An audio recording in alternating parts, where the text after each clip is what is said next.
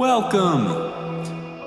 You've made it this far. Over the many, many years of your life, you have landed in this tiny little oasis in the thought sphere, the electronosphere, the Hertz sphere, whatever you want to call it. Welcome to the Cosmic Duck Pond podcast. I, your host, William Ireland, have another piece of observation and music to share with you. I'm guessing you probably landed here because you needed a rest, you needed a timeout, you needed to zone out, you needed to get lost in something before you could get back to what you need to be present in. Well, you can be present here too. I would even say that the music will help you be present. And what you can be present to in this episode is a comment on emotions, a ballad about emotions. I talk about what are emotions and where do emotions come from? What's the origin of those things?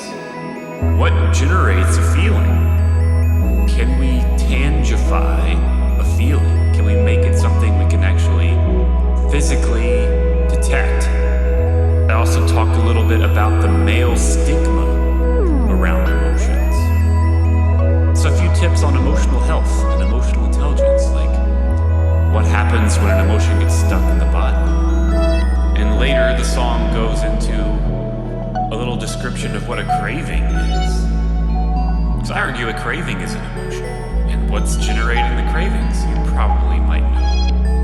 And then the song takes a turn for the worse, and I have some sort of hilariously destructive section that goes into the emotion of anger.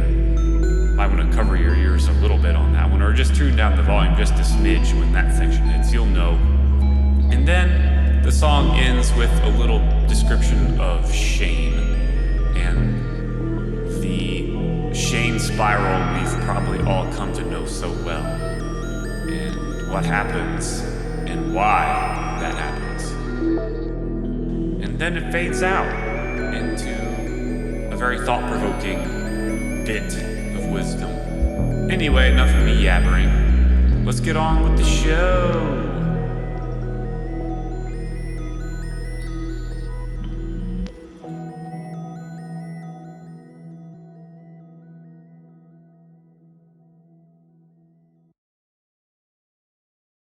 Fear, rage, loathing and disgust, sadness, trust, anticipation, excitement, amazement, joy. Emotions are those things that mankind could call the scariest thing ever. Things that we want to avoid having at all costs. But guess what? They're a part of being honest. I like to view emotions as a spectrum of sensations. Or like how we have a spectrum of sounds. Low frequency sounds, all have high frequency sounds. But there's no spectrum that we've defined so far to describe emotions. You're experiencing emotion right now as you're listening to me. Like, there's never a time where you're not feeling an emotion. I mean, when you live in your head all the time, you don't even realize it's happening. But there's always a feeling inside your body that you can describe with words. And those words will only barely scratch the true meaning. There's this ocean of emotions and feelings. If you say out loud an emotion or feeling, it ceases to have its grip on you. You're by yourself and you feel something, just say, I'm feeling blah. And it keeps you from going down a bad the reason I love music so much is that it's an emotional experience. It creates emotion in our beings to listen to music. And I would almost say that the frequencies of sound associate with frequencies of our own emotion. They affect our emotions directly. They can create resonances or dissonances in our being.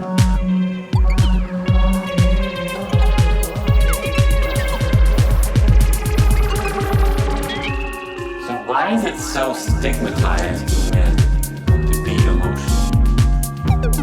And it also is kind of stereotypical that women don't like men who are emotional. It's kind of a turn-off. If I was with a woman who was turned off by my emotional being, I would say, hell with you, get out of my life.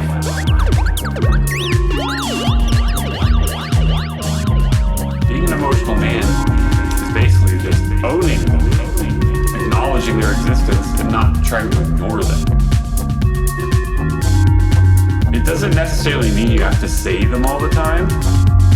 That's not always practical, but it's a way to have a better relationship in your own self with your emotions. The more we ignore our emotions, the more of a grip they have on us.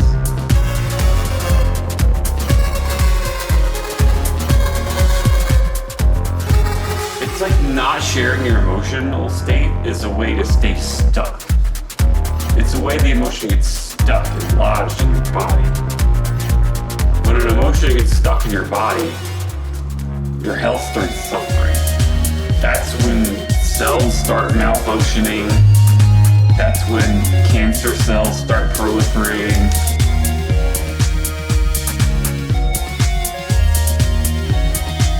If you're a man, you can still be that stoic rock alpha male in public, but in private, have an outlet for those things. Be freaking honest with yourself and how you are. Because emotions are very much tied with our intuition. Emotions are more primal messages that come from bacteria. Our microbiome communicates to us messages. Those messages manifest themselves as emotions. The feeling of having a craving. That's an emotional state. It's a feeling of lack. At the root of craving is essentially fear. It's a fear of not having enough. I want. Who is the I that wants? It's the bacteria. The bacteria are speaking through you. They are basically claiming the I that you are as them. I want a cheeseburger. Who is that I would argue that you're not actually speaking that. It's actually your bacteria that are saying that statement. They're sending a message up to your brain saying, I want a cheeseburger. I'm seeing that when we say I, the speaker is not always the same. It's like each entity is like this filter of different eyes. There's the eye that wants food, which is the bacteria in the gut. There's the eye that wants to engage in something intellectually stimulating, which is the mind. And then there's the spirit that wants. Like when you say, I want love and joy in my life, just saying that makes me feel better. I want love and joy in my life. It's like if you need to recalibrate your compass for what you should go for in your life, just say, I want love and joy. But I would say that all bad behaviors are rooted in negative emotions that have failed to be expressed. Circumstances in your life and in your physiology have gotten you to a place where you're angry. Suppressing it's not going to help.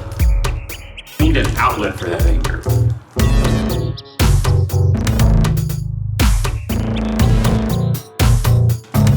is usually associated with this charge. There's like this energetic charge behind it. It's powerful. Like it makes you want to lash out at something physically. Punching a punching bag. Even playing music can be a great outlet.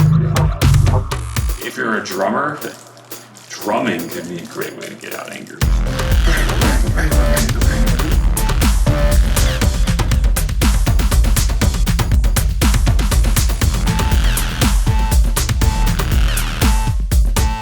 Yelling, great way to release anger. If you yell in water, it's so muffled. Just see how much better you feel after that. Crashing the waves with your hands is also powerful. Just slap the water. The ocean reacts to it, but the ocean is also gigantic. It's this force that's so much bigger than you. That's just like, okay, man, you keep giving me that. Give me that. Give me that. I'll take it. I'll take your anger.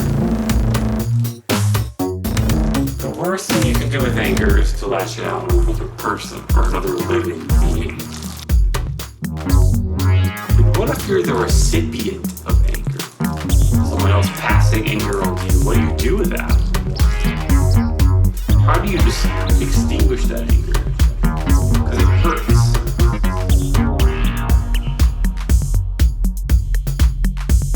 The part of me that stops me from lashing it out on other people is good.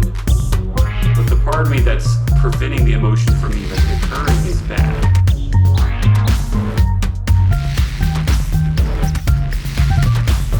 Normally, anger, I'm like, get away! Get away from that person.